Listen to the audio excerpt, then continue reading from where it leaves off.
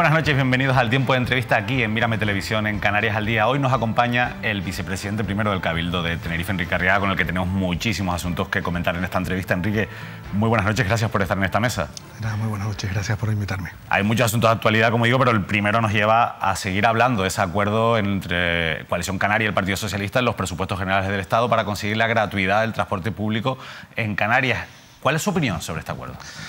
Bueno, es un acuerdo del que se ha hablado mucho tiempo, que puede ser interesante para fomentar y sobre todo para ayudar a aquellos que peores recursos económicos tienen, que le puede ayudar muchísimo en su día a día en el trabajo, pero el problema, como siempre, han surgido todo este tipo de bonificaciones que surgen de un día para otro, ¿no? Y nos enteramos al final por los medios de comunicación de que se llega a este tipo de acuerdo y al final lo que tenemos que ponernos las pilas, empezar a contrarreloj, a empezar con todas las modificaciones, contratación de conductores, buscar guaguas en cualquier sitio para poder dar respuesta a este incremento sobrevenido de viajeros que nosotros estimamos en un 20%, a sumar al 20% que ya se ha incrementado con el 50% que ahora mismo estamos disfrutando, ¿no? O sea, hay que hacer encaje de bolillo, pero bueno, es nuestra obligación y en eso estamos. Con un 20% más de demanda de usuarios, ¿qué necesitan? ¿Cuántos trabajadores necesitan? ¿Cuántos choferes? ¿Cuántas guaguas? Bueno, gracias a Dios nosotros hemos hecho nuestro trabajo en previsión, ¿no? Durante el año 21 estuvimos en un proceso de consolidación del personal de TITSA, que había tenido un par de procesos selectivos que estaban impugnados judicialmente. Conseguimos resolverlo, incorporar prácticamente estables 337 trabajadores en TITSA y también hacer una oposición para preparar una lista de reserva de más de 120 conductores, de los cuales estamos ahora incorporando a muchos de ellos y los tenemos en periodo de formación, ¿no? O sea, por esa parte del personal nosotros no tenemos problema. El problema está en el otro punto, ¿no? Que es en las guaguas. Nosotros, cualquier operador tiene dimensionadas las guaguas a los usuarios habituales, ¿no? Tenemos en TITSA más de 600 guaguas y claro, si tenemos un incremento de un 40% de número de usuarios, tenemos que buscar guaguas donde sea. Ya teníamos un contrato de mayo del 21 de 120 guaguas que nos empiezan a llegar ahora en el mes de diciembre, pero bueno, vamos a intentar con ese contrato y con otros muchos que vamos a sacar en breve en estos días, pues intentar conseguir el mayor número de guaguas posible para poder prestar el servicio adecuado, teniendo en cuenta que prácticamente el periodo de entrega de una guagua hoy en día, además con toda la crisis mundial que hay de componentes, está entre unos 14, 16, 18 meses, casi año y medio, ¿no? Por tanto, si de un día para otro nos anuncian esta medida, pues es muy complicado conseguir guaguas. Y no es TITSA solo, eso no, son todos los operadores a nivel nacional. Yo había leído que ya tienen adquiridos unas 90 guaguas nuevas que no llegarán hasta mediados de 2023. Entiendo que comprar no es una solución ahora mismo, que van a ser alquilar.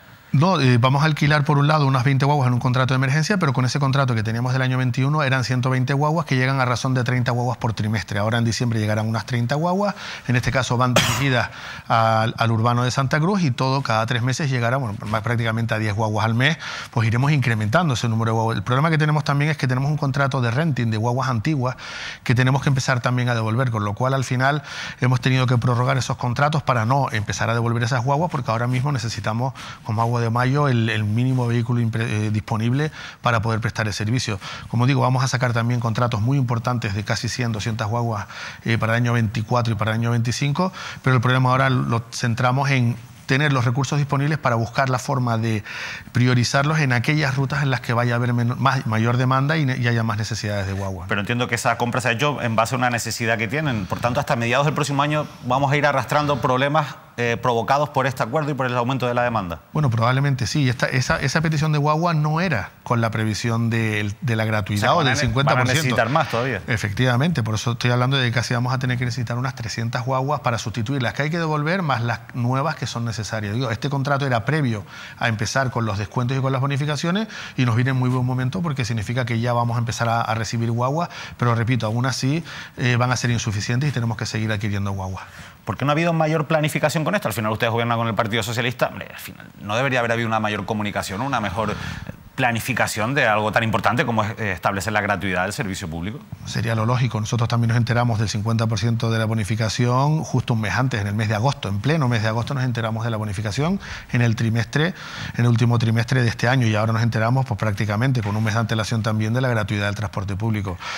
Muchas veces cuando se llegan a pactos electorales en presupuestos generales del Estado no se piensa en las consecuencias que puede tener, ¿no? Y al final resulta que recae sobre las administraciones competentes la problemática de dar respuesta respuesta a algo que puede ser muy sencillo, que el dinero puede estar ahí. El problema ya no es el dinero, no es la cuantía económica para comprar guaguas o por lo que sea. El problema es la escasez de guaguas o los retrasos que hay para comprar cualquier vehículo. Hoy en día, que vaya a cualquier concesionario, sabemos que ya las entregas no son inmediatas, sino que el mercado está bastante complicado. Hablaba de priorizar el reforzar algunas líneas que van pues más sobrecargadas.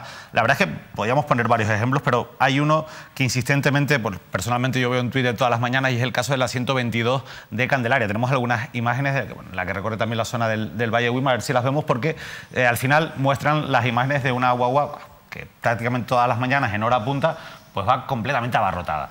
Yo lo primero que le quiero preguntar es si este tipo de situaciones en las que gran parte del pasaje va de pie, como estamos viendo en el caso de la 122, es legal. ¿Esto es legal?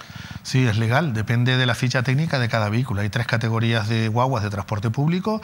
Hay una que es la de la clase 3 o la categoría 3, en la que todo el pasaje tiene que ir sentado, pero las interurbanas y en urbanas, clase 2 y clase 1, puede ir perfectamente. La ficha técnica recoge cuántos pasajeros pueden ir sentados y cuántos pueden ir de pie. De hecho, los conductores, cuando han contado el número de pasajeros que han entrado sentado y de pie, automáticamente para de recoger personas, porque estaría incumpliendo la ficha de homologación del vehículo, ¿no? O sea, que en estos casos que se ve que, de verdad, que parece que no cabe un alfiler, eso es legal. Sí, es completamente legal. Lo vemos también en Madrid cuando vamos al metro y está completamente abarrotado. Cuando vamos a una guagua en otro sitio, por ejemplo, poníamos el otro día el ejemplo, cuando las guaguas van por la M30, M40 en Madrid o que van al aeropuerto, son guaguas urbanas en las que la mayoría del pasaje va de pie a velocidades por autovía y es perfectamente legal. Repito, depende de la homologación del vehículo en la ficha técnica. Y en este caso concreto, ¿se le va a dar prioridad a esta línea? ¿Por qué se encuentran ante estas situaciones que al final, bueno, pues es prestar un servicio de una manera no del todo correcta o no del todo eficiente? Lógicamente no es nada cómodo para el usuario que van a ser circunstancias. No, lo que estamos haciendo ahora mismo es viendo dónde se están dando estos mayores incrementos y reubicando los vehículos. Es decir, para que haya más guaguas en la 122 necesitamos quitar guaguas de otros sitios. ¿Qué es lo que estamos haciendo en aquellas rutas con menos demanda? Pues espaciar las frecuencias, es decir, si a lo mejor la frecuencia estaba cada hora, pues pasarla cada 2 horas y poder tener vehículos disponibles para dar respuesta a esta línea, por ejemplo, que fue una que en su momento fue muy polémica cuando reorganizamos todas las rutas del Valle de Guimar, que hubo muchas protestas y al final tenemos un claro ejemplo que la 122 ha sido todo un éxito. Pero bueno, usted dice que es todo un éxito, pero al final no ha sido consecuencia de que vaya tan llena el hecho de que suprimieron hasta otras 4 líneas que hacían un trayecto similar en esta zona. Es decir, esto no es una consecuencia de haber de esa reorganización de las guaguas. En absoluto, porque se han creado líneas nuevas como la directa Guimar o la directa para Arafo y al final el usuario puede coger varias líneas porque todas pasan por la plaza de Teror, que está ahí en Candelaria, y puede utilizar cualquier guagua. Esa es la que es directa, luego hay otras 4 más que pasan por ese sitio y se pueden reubicar. Pero de todas formas, evidentemente, hay un incremento, no solamente en esta línea, también la tenemos en la 110, la 120, en la 111, y tenemos que dar respuesta. ¿Cómo? Pues con las guaguas que se vayan incorporando, con las que estamos alquilando en este procedimiento de emergencia y con la reubicación de otros vehículos en rutas de menor demanda. Las guaguas, pero también el tranvía. En horas puntas el tranvía va lleno, no es tan fácil como en el caso de las guaguas, no es tan fácil comprar nuevos vehículos, pero ¿cuál es la solución? ¿Van a buscar algún tipo de solución para el tranvía en horas puntas que también va abarrotado? Sí, tenemos ahora mismo 2 tranvías que teníamos siempre de reserva para averías, ahora los vamos a poner el mes de diciembre en servicio para intentar dar respuesta, sobre todo en las horas puntas y tener mayor capacidad. Quizás en el tranvía, yo en el último mes, durante 2 semanas, he estado cogiendo constantemente el tranvía a primera hora de la mañana y hay un problema que quizás es un poco también de educación. O sea, el tranvía, hay mucha gente que no se sube, no porque esté lleno, sino porque la gente se acumula en las puertas. Y esto a lo mejor hay que hacer como los japoneses, como en el metro, poner empujadores, ¿no? en esto, porque al final el resto del vagón va vacío. Entonces yo muchas veces he intentado entrar, veo que no puedo, intento apartar a la gente y que se reubique un poco. Y digo, es esa costumbre que hay de ponerse justo en las puertas y luego en el interior del tranvía hay hueco. De todas formas, el tranvía nos preocupa menos porque tiene más capacidad. Estamos intentando ya bajar de frecuencias de 4 minutos en horas puntas, es bastante complicado, pero como digo, vamos a incorporar esos 2 tranvías para poderlo poner en marcha y ya estábamos trabajando en buscar nuevos tranvías en aquel momento.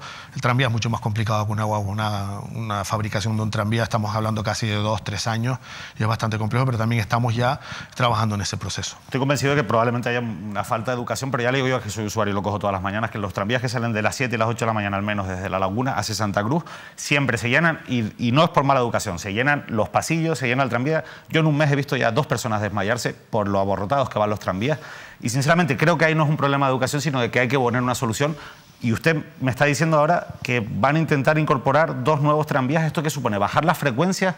¿Supone un nuevo vagón dentro de los tranvías que ya existen? No, supone poner 2 vehículos más en horas puntas. Es decir, que a lo mejor la frecuencia la podemos bajar de 4 a 3 minutos. ¿La pueden bajar a 3 minutos? Se puede llegar a bajar a 3 minutos, pero más no lo podemos hacer. Y repito, esto es un problema sobrevenido que por intentar hacer una buena acción, como es poner la gratuidad en el transporte, al final genera una problemática en todos los usuarios porque en ese tiempo tan corto no podemos dar la respuesta adecuada al servicio que realmente necesitaría el usuario. Pero por tanto, técnicamente, es que con esto hay un debate muy importante, se puede poner frecuencias de 3 minutos. Sí, se puede bajar de 4 minutos, como digo, en horas puntas poniendo esos 2 vagones.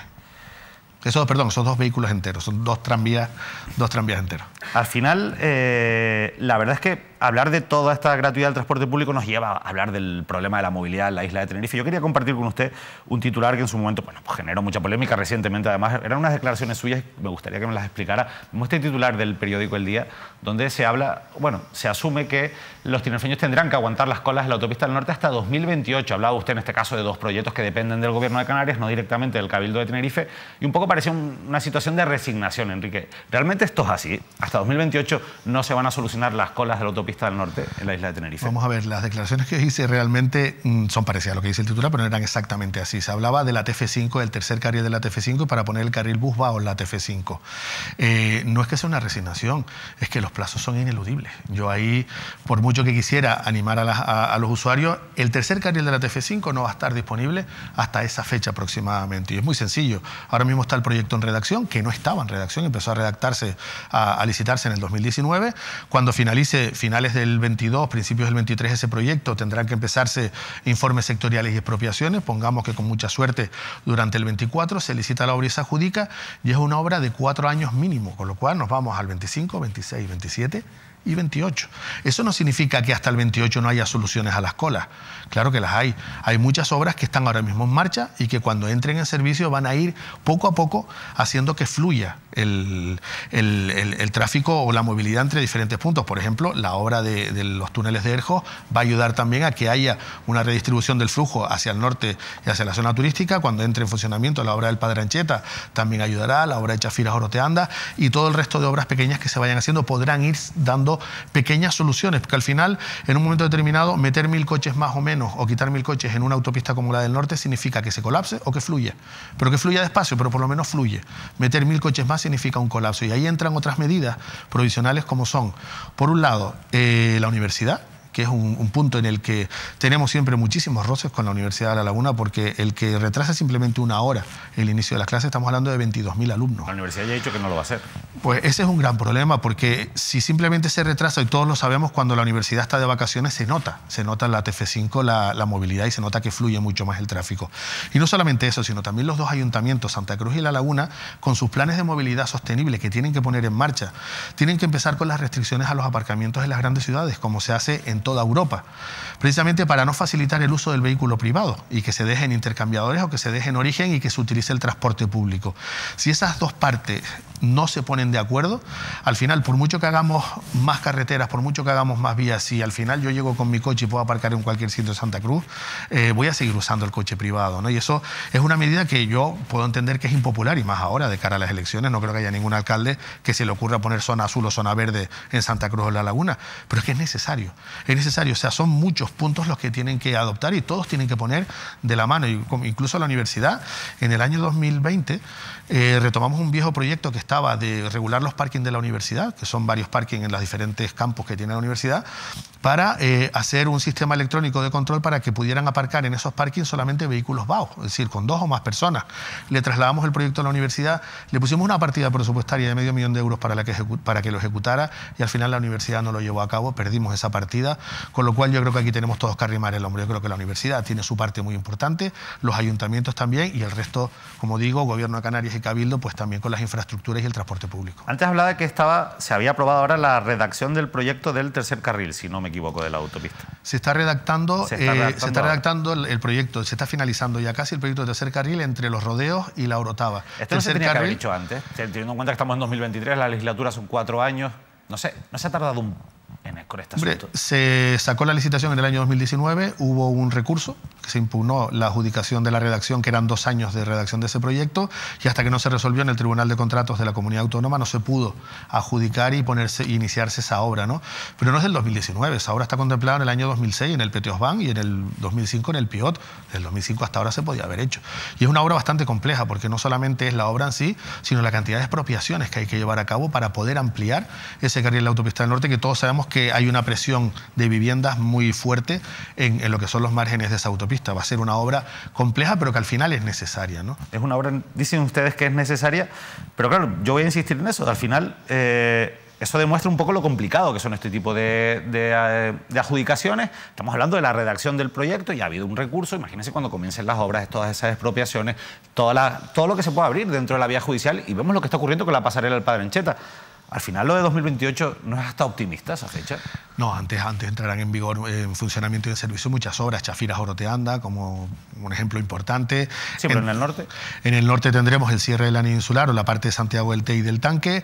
Tendríamos en funcionamiento, espero que se licite ya en breve por parte del Gobierno de Canarias, la circunvalación de la laguna. Tendríamos terminadas las obras del Padre Ancheta. Son diferentes actuaciones que van entrando y que todas ellas van a ir aportando poco a poco. No veremos el tráfico completamente fluido en la TF5, pero sí es verdad, como decía antes, que poco a poco se irá mejorando con cada una de estas obras cuando entren en servicio. El Pleno del Ayuntamiento de La Laguna ya ha dicho que ahora no quiere la circunvalación de la laguna.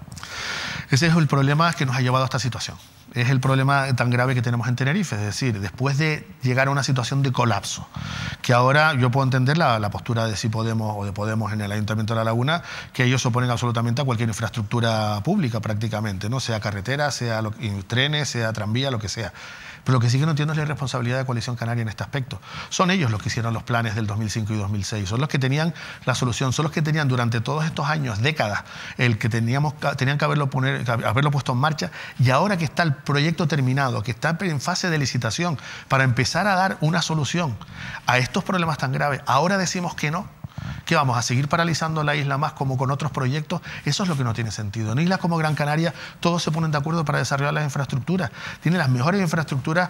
Impresionante que si has ido últimamente a Mogán, has visto esa autopista impresionante para un municipio muy pequeño, con 2, 3 carriles, viaductos, túneles, la circunvalación con 4 fases, la carretera de la aldea, la carretera del Risco, en fin, todas las infraestructuras. Y aquí seguimos peleándonos si circunvalación sí, si circunvalación no, si tranvía sí, si tranvía no, si tren sí, si tren no.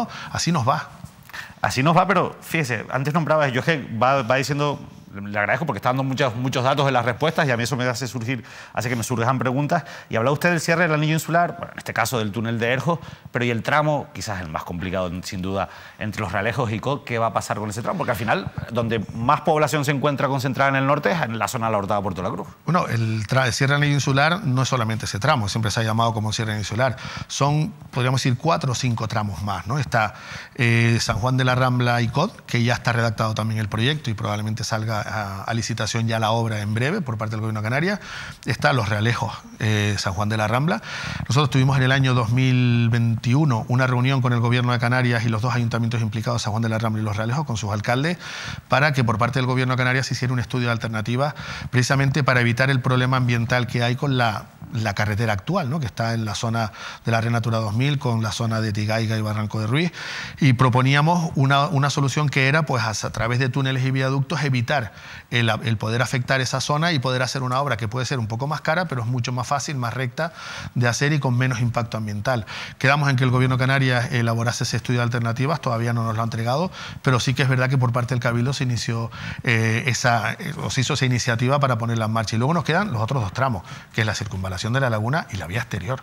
Si al final todo lo hacemos y resulta que el tráfico vuelve otra vez a meterse por la TF2 después de pasar por la laguna, flaco favor le estamos haciendo a este cierre. Al final la circunvalación de la laguna hay que hacerla con el encastre futuro para poder llevar a cabo la vía exterior, así como se ha puesto en los informes del Colegio de Ingenieros de Caminos y el informe también del Cabildo, que es fundamental dejar esa preinstalación para poder hacer la futura vía exterior, y con eso ya sí tendríamos ese cierre de ese anillo insular, ¿no? Fíjese, vía exterior, circunvalación de la laguna, el tercer carril de la autopista del norte, el anillo insular, y después resulta que hay una ley que se llama la Ley de Congestión del Tráfico, que dice que, es una ley, es una teoría científica, que dice que a más carriles, más carreteras, más coches, y por tanto no se solucionan los problemas del tráfico. ¿No estamos gastando mucho dinero en carreteras para algo que al final no va a ser una solución? No, estamos completamente de acuerdo en que no podemos seguir aumentando en carreteras. Lo que fíjese todos los proyectos de los que hemos hablado. No, pero es que estos son proyectos del año 2005. O sea, no estamos hablando de proyectos actuales. Por eso precisamente lo que estamos haciendo es trabajando en dos facetas del Cabildo. Una, en poner en marcha todas esas infraestructuras que tenían que haber estado desde el año 2005 y que son las que nos pueden dar una pequeña solución a los problemas que tenemos ahora. Y por otro lado, tenemos que ver qué vamos a hacer de aquí a los próximos 20 años, que no pasa por construir más carreteras en absoluto. Hombre, si construyen todas estas tampoco quedará mucho espacio para construir carreteras. No, se podría seguir de manera infinita, porque nuestra isla es una de las que más densidad de coches tiene por habitante, ¿no?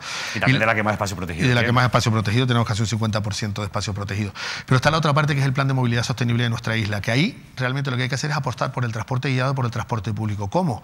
Pues una vez tengamos esos 3 carriles en la autopista del norte y en la autopista del sur en toda su longitud, pondremos los carriles busbados en marcha y ahí sí se priorizará el transporte público. Por tanto, ¿seguirá habiendo cola? Sí, pero el transporte público irá muy rápido, muy ágil, y ahí es donde realmente a través de toda la isla podremos hacer el transporte público atractivo. No solamente con la gratuidad lo hacemos, porque si al final es gratis y sigue yendo la misma cola que el resto, sigue sin ser atractivo del todo. Por eso no son los incrementos tan grandes que deberían de esperarse con esta gratuidad, ¿no? Yo creo que ahí está, ese aspecto es el fundamental. Y en ese mapa, digamos, de las nuevas carreteras que va a tener la isla con los carriles busbados, con ese plan de movilidad, ahí caben los trenes. Efectivamente, claro que caben. Porque... ¿Se están haciendo estas obras pensándolo en la posibilidad de instalar los trenes, o va a pasar lo que muchas veces pasa, que se hace una obra, se acaba levantando para después volver a hacer otra? No, para nada. Está completamente contabilizado. Está el planeamiento del Tren del Sur, por ejemplo, está perfectamente delimitada la zona de protección por donde va esa infraestructura, que irán paralelo a la autopista, y luego, como decía, todas estas infraestructuras que no estaban hechas y que ahora están o en proyecto o en pendientes de licitación o en ejecución, como digo, complementariamente con el transporte guiado. Nosotros tenemos la intención de poner en marcha, nos ha costado mucho porque hemos estado con el saneamiento de Metropolitano, pero hay que poner en marcha las 4 rutas que hay en Santa Cruz para el tema del tranvía. Hay muchas rutas que se pueden poner todavía, como son la que va entre el recinto ferial y Residencial Anaga, la zona del Muelle Norte, como está la ampliación de la ruta desde el Hospital Nuestra Señora de la Candelaria hacia Santa María del Mar, Añaza y Acorán, que es muy importante para poder acercar esta zona poblacional de Santa Cruz, que es la que está más aislada allí, poder seguir con la línea 2, poder seguir con la línea 1 hasta ahí, y luego evidentemente el tren del sur, que es fundamental. Esperemos que en la próxima legislatura se puedan finalizar esos detalles que quedan con el tren, y sobre todo, que es lo más importante, conseguir la financiación, porque ese sí que no es la solución, el tren del sur, pero sí que va a ayudar muchísimo en ese corredor que tanta gente lleva y que ahora precisamente con el transporte público en las guaguas se está viendo que es una de las que más demanda tiene. Al final, si también se pudiera solucionar el problema de la vivienda, yo sé que esto no le toca a usted de cerca, y la gente pudiera vivir también donde trabaja, que es en el sur de la isla, pues quizás no habría tantos desplazamientos. Esto, no, insisto que no le toca a usted en su competencia, pero al final tiene que estar dentro del debate, supongo. Sí, pero por ejemplo ahora con la entrada en funcionamiento del tramo Santiago del Tey del Tanque, por ejemplo el Tanque, que es una zona en la que la vivienda era bastante asequible y que hay muchos sitios en los que todavía se puede construir vivienda, pues sale bastante rentable vivir en el Tanque, y el tiempo que tienes de llegar hasta la zona turística para poder trabajar es bastante corto, más que no tener que dar toda la vuelta a la isla, como se hace ahora desde la Isla Baja y de la zona de Icod, por el área metropolitana, ¿no? Con lo cual yo creo que se puede conseguir también un equilibrio, de tal manera que consigamos que el norte no se despoble, que es lo que está pasando ahora, sino que tú, viviendo en el norte, viviendo en tu zona de residencia, puedas ir en un tiempo prudencial hacia el sur a tener tu trabajo. Esperemos que eso se pueda conseguir sin que al final el aumento de esa demanda también de la vivienda en esos lugares donde ahora están más despoblados suponga un aumento de los precios y volvamos a estar, digamos, como en una espiral que no tiene fin. Una última cuestión para cerrar este asunto, Enrique, porque hablábamos antes de los problemas que tienen algunos proyectos. Usted hablaba el caso de ese proyecto en redacción del tercer carril que fue recurrido. Yo le comentaba un poco que al final estos expedientes son complejos. La pasarela del Padre Ancheta La Laguna también se ha encontrado con problemas y se han visto ante la posibilidad, o incluso así lo decía el presidente del Cabildo de Tenerife, de poder rescatar ese servicio si la empresa sigue incumpliendo. A día de hoy, ¿cuál es la situación? Bueno, a día de hoy la situación, con esta obra y con otras muchas, ha habido solicitud de ampliaciones de plazo precisamente por problemas de entrega de suministros, principalmente metales, principalmente vigas, micropilotes, etcétera, y una de ellas es la pasarela del Padre Ancheta, en la parte de que tiene que ver con la parte metálica, ¿no? Con el suministro del acero para construir la pasarela. La empresa ha tenido problemas para la adquisición del acero, nos ha solicitado una ampliación y una prórroga de 6 meses con un nuevo plan de trabajo. Nosotros le hemos dicho que sí, pero evidentemente al incumplir el plazo de entrega se le imponen a la empresa una serie de penalidades por el retraso, ¿no? Si vemos que eso va más allá, pues habrá que seguir el resto de procedimientos. Esperemos que no tengamos que llegar a ese punto. ¿Por qué? La empresa ya ha adquirido el acero, ya está trabajando con la construcción de la pasarela, va con retraso, pero el llegar a rescatar y liquidar una obra con una empresa, el resolver un contrato es perjudicial para todos. Para ¿Y la empresa les ha dado algún plazo? Sí, nos ha dado un nuevo plan de trabajo con 6 meses vista, de ampliación de 6 meses, y va a acabar en el mes de abril, pues se prorrogará 6 meses. Porque repito, el que haya que resolver un contrato es malo porque tenemos que volver a resolverlo, se puede judicializar y volver otra vez a empezar a licitar una obra desde cero. Yo creo que no es bueno para nadie. Esperemos que la empresa pueda cumplirlo y así todos ganamos. Coalición Canaria, fíjese, vamos a cambiar de asunto, pero vamos a seguir hablando de algo similar, en este caso de no carreteras, pero sí del circuito del motor, porque Coalición Canaria ha enviado un comunicado esta semana en el que critica que solo hay una partida de 173.000 euros en los próximos presupuestos para el circuito del motor, cuando supuestamente debería haber una inversión anual de 5,1 millón de euros para iniciar las obras. Bueno, yo no sé dónde han sacado... No, no es así. El presupuesto del Cabildo contempla la partida de 5,3, creo que es entre 5,3 y 5,5 millones para el circuito de motor. Lo que pasa es que se va a llevar de manera separada.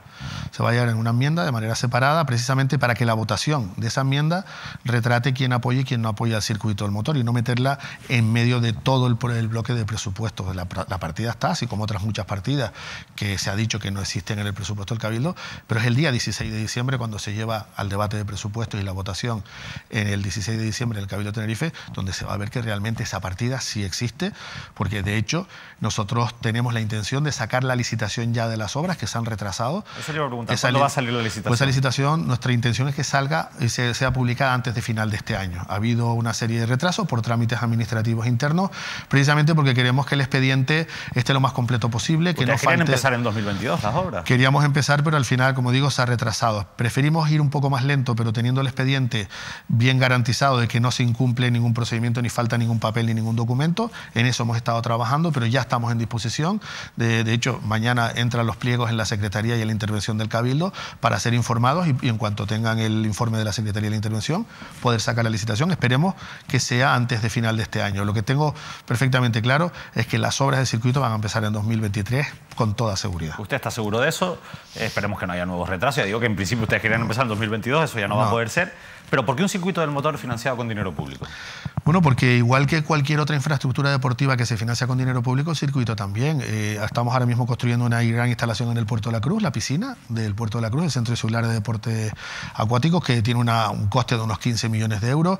Hemos financiado terrenos de lucha por toda la isla, piscinas municipales, campos de fútbol, campos de lucha y cualquier otro tipo de instalación. Las competencias del Cabildo en materia de deporte está claro. Tenemos también el estadio de Tinser, el CIAT, y faltaba justamente una infraestructura para el mundo del deporte. Ahora mismo no se puede correr en motos en Tenerife, no hay ningún sitio, así como con el coche sí se puede en los diferentes rallies, pues hacía falta una instalación. De hecho, por cierto, muchos de nuestros aficionados iban al aeródromo de Maspalomas a ese pequeño circuito improvisado, y lamentar ayer el fallecimiento de un gran amigo conocido del mundo del motor del municipio de Tegueste, que falleció allí haciendo su deporte porque no hay una instalación que cumpla con las condiciones de seguridad adecuadas, ¿no? Por eso tenemos que hacer esa instalación y luego pues dedicarla a toda la batería o toda la disposición de cosas que se puedan hacer, desde deporte base de escuela de pilotos jóvenes de coches y de motos, hasta competiciones locales, competiciones internacionales, cualquier tipo de eventos. Es decir, cabe absolutamente todo, incluso pruebas de nuevos vehículos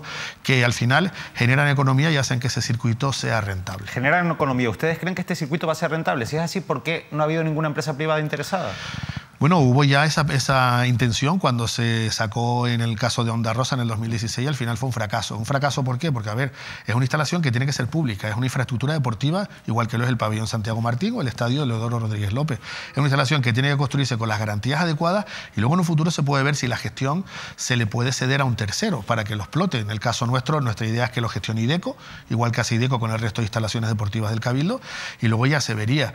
Hay también que tener en cuenta los impactos y y el impacto económico de una instalación de este tipo. Por ejemplo, se habla, por ejemplo, Circuito de Cataluña, ¿no? Circuito de Cataluña tiene unos ingresos aproximadamente de unos 50 millones de euros al año y tiene unas pérdidas, entre comillas, de unos 10, 12 millones de euros como consecuencia de las carreras de MotoGP y de Fórmula 1. Si no estuviera esas carreras, no tendría esas pérdidas. Pero es que resulta que justo por tener esas dos grandes carreras de MotoGP y de Fórmula 1, generan un impacto en el entorno económico de 450 millones de euros. Pero es que yo estaba viendo aquí que el Circuito de Cataluña tiene acumulada una pérdida de más de 50 millones de euros en la cuenta negativa en los últimos 7 años, y que ha tenido que salir la Generalitat al rescate porque, insisto, no es rentable, como tampoco lo es el Circuito Ricardo Tormo en Valencia y como tampoco lo es el Motorland de Aragón. Insisto, está publicado. Pero porque estamos viendo cuál es el impacto directo y el impacto indirecto.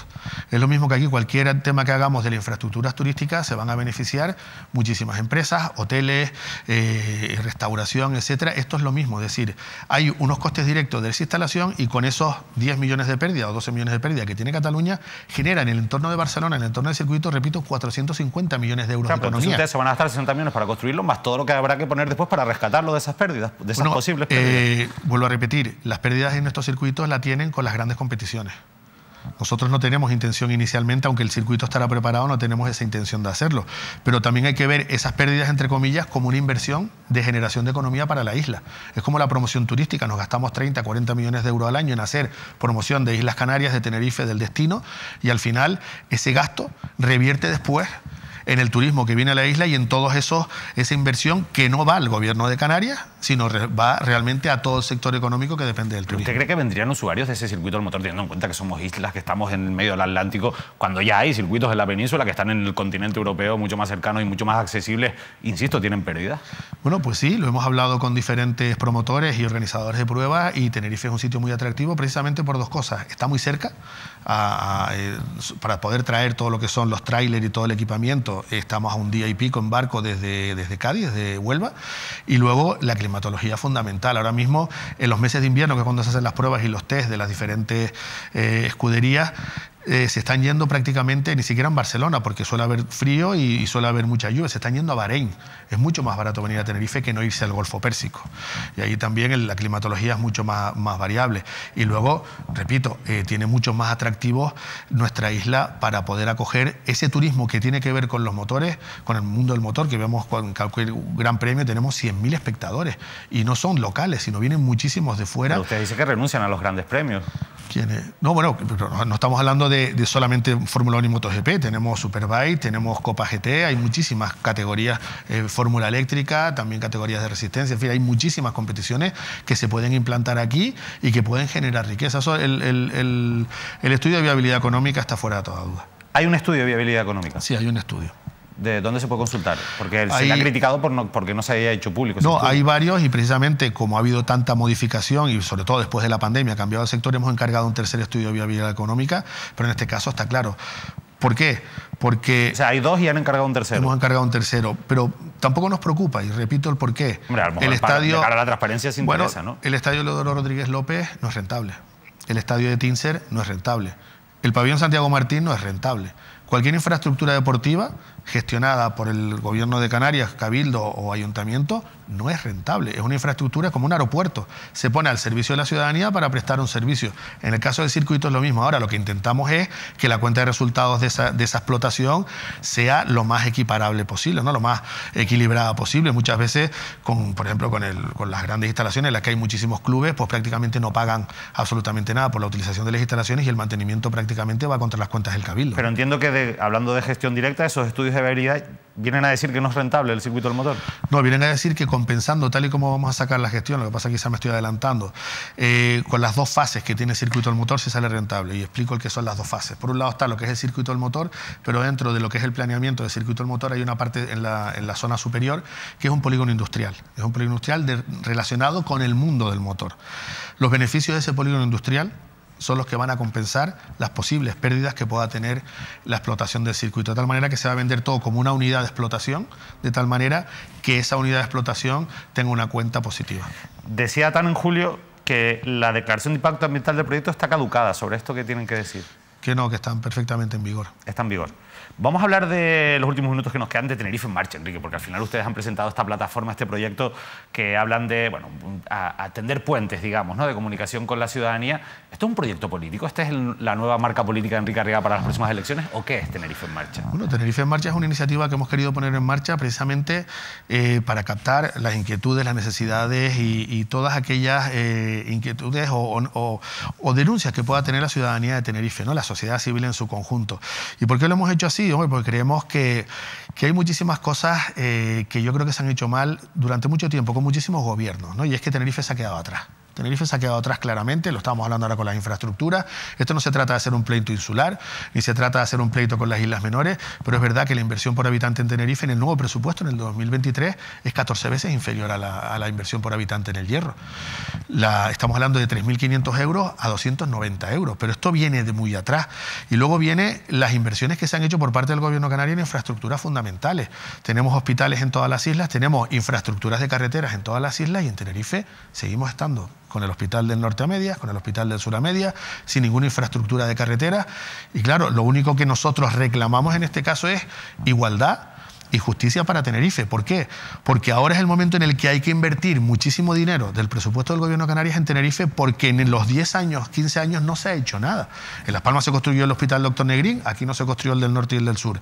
En Las Palmas se han hecho 4 fases de la circunvalación de Las Palmas, aquí no se ha hecho ni la circunvalación de La Laguna. Entonces ahora que ya tenemos todos estos proyectos lanzados, es cuando decimos, señores, yo estoy completamente de acuerdo en todas las infraestructuras que se han hecho, circunvalación de Puerto Rosario, circunvalación de Santa Cruz de La Palma, obras faraónicas impresionantes, que son necesarias y no discuto que sean necesarias, pero es que ahora le toca a Tenerife. Tenerife tiene que recuperar todo ese tiempo perdido y lo que no podemos permitir ahora es que se diga, no, es que el dinero de carretera hay que equiparar la inversión entre Tenerife y Gran Canaria. No, aquí nadie protestó cuando toda la inversión se fue a Gran Canaria para hacer la circunvalación. ¿Era necesaria? Sí, ya la tienen. Nadie ha protestado para hacer la carretera de la aldea, nadie ha protestado para hacer el Hospital Dr. Negrín. Ahora lo que decimos es, señores, ya ustedes tienen sus infraestructuras, ahora nos toca a nosotros recuperar ese camino perdido y es lo que pedimos, es decir, simplemente justicia e igualdad para Tenerife. Ahora es el momento de Tenerife y bueno, y cualquier otra instalación que haya que hacer en el resto de las islas, pues claro que habrá que hacerla.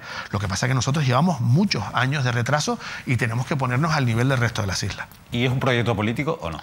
Hombre, es un proyecto de escucha de la ciudadanía, de acercarnos a ellos, está encuadrado dentro de Ciudadanos. ¿Se van a presentar las próximas elecciones? ¿Va a haber una marca de Tenerife en marcha en las elecciones? Bueno, pues no lo sé, nuestro proceso de refundación del partido está previsto para el 14-15 de enero, de Ciudadanos, y ahora mismo Tenerife en Marcha está dentro de Ciudadanos con el visto bueno del Partido Nacional. Están dentro de Ciudadanos y con el visto bueno del partido. Sí, y no vemos por qué no podamos ir como Tenerife en Marcha Ciudadanos, por ejemplo, con el mismo nombre, o que se puedan unir otros grupos, otras formaciones locales en candidaturas locales en diferentes municipios. Es un tema que está ahora mismo abierto, pero como digo, estamos esperando a que sea la refundación del partido. No hemos querido esperar a nivel local y por eso hemos puesto en marcha Tenerife en Marcha, mucho mejor dicho, para empezar a adelantar con ese proceso de escucha y poder elaborar pues, un programa electoral acercado lo más posible a las necesidades reales que hay en Tenerife, independientemente del programa nacional que pueda haber o el programa que pueda haber a nivel de la comunidad autónoma, ¿no? Yo creo que ese es nuestro foco fundamental, porque nuestra isla está a punto de colapsar por todos lados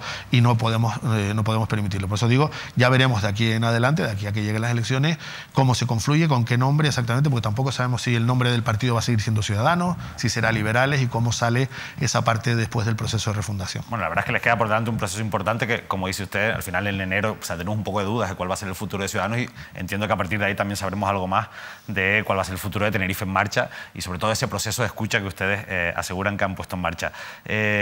Nunca mejor dicho. Enrique Arriaga, de verdad, muchísimas gracias por habernos acompañado y sobre todo por haber respondido de manera muy directa a muchísimas preguntas que hemos podido hacer en esta entrevista. Así que de verdad yo le agradezco muchísimo ese ejercicio de transparencia de sentarse aquí y contestar asuntos que, quieras o no, están generando bastante controversia en la sociedad.